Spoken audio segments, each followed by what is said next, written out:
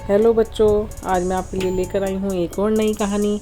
आज मैं आपके लिए लेकर आई हूँ नेवले और किसान की कहानी। तो चलिए शुरू करते हैं नेवले की कहानी। नेवला और किसान की कहानी ये बहुत पुरानी कहानी है। नेवला और किसान की कहानी में एक किसान को नेवला मिलता है जिसे किसान अपने घर रखता है। उस किसान के घर में एक बच्चा भी होता है। एक दिन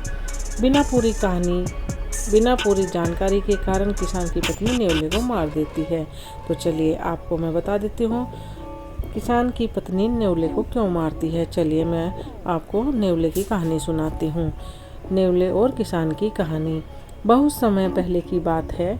किसी दूर गांव में एक किसान रहा करता था। एक बार वह किसान अपने खेत में काम कर रहा था। खेत में काम करने के दौरान किसान को एक घायल नेवला मिला।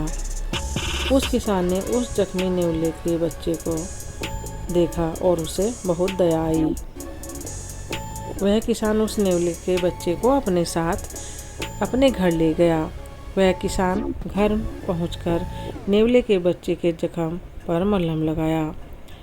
अब वह किसान सोचने लगा, अगर मैं इसे जंगल में छोड़ दूंगा तो वह मर सकता है। मुझे कुछ समय के लिए इसे अपने साथ ही रखना होगा।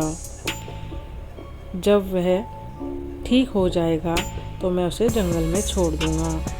फिर उस किसान ने उसे अपने घर रखकर पालने की सोचा, पर इस पर उसकी पत्नी नाराज होने लगी क्योंकि उसके घर में 2 महीने का बच्चा था। पर किसान ने अपनी पत्नी को इसे रखने के लिए मना लिया, यह कहते हुए कि हमारे बच्चे का कुछ नहीं करेगा। अब वह नेवले के बच्चे को अपने साथ ही रखने लगा। वह नेवले के बच्चे को बहुत प्रेम भी करते थे।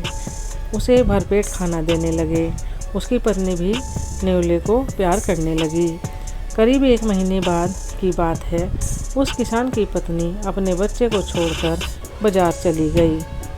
घर पर बच्चा अपनी जगह पर सोया था और नेवला उस घर के अंदर एक कोने में बैठा था। तभी उस नेवले को एक सांप दिखाई दिया। उसे लगा कि वह सांप बच्चे की जान ले लेगा।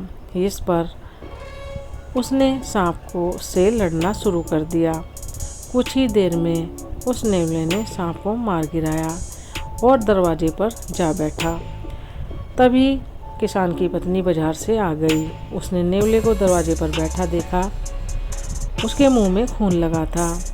नेवले के बच्चे के मुंह में खून देखकर वह पागल सी हो गई। उसने आँव देखा न ताव, उसने सब्जी से भरा टोकरी उस नेवले के बच्चे के सर में दे मारी, जिसके कारण नेवले के बच्चे को तुरंत ही मौत हो गई।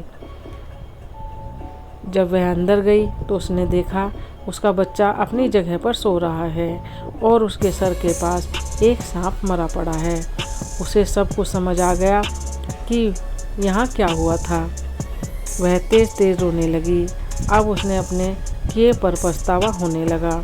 उसे पछतावा था कि उसने पहले सब कुछ नहीं जाना। यह कहानी यहीं ख़त्म हुई। इस नेवले और किसान की कहानी में हमें सीख मिलती है कि हमें कोई भी फैसला लेने से पहले सब कुछ जान लेना चाहिए। अधूरा ज्ञान नुकसान ही देता है। अगर बच्चों आपको मेरी कहानी पसंद आई, लाइक करें, शेयर करें और सब्सक्राइब ज़रूर करें। कहानी सुनने के लिए बहुत बहुत धन्यवाद। आगे भी नई नई कहानी सुनते रहिए।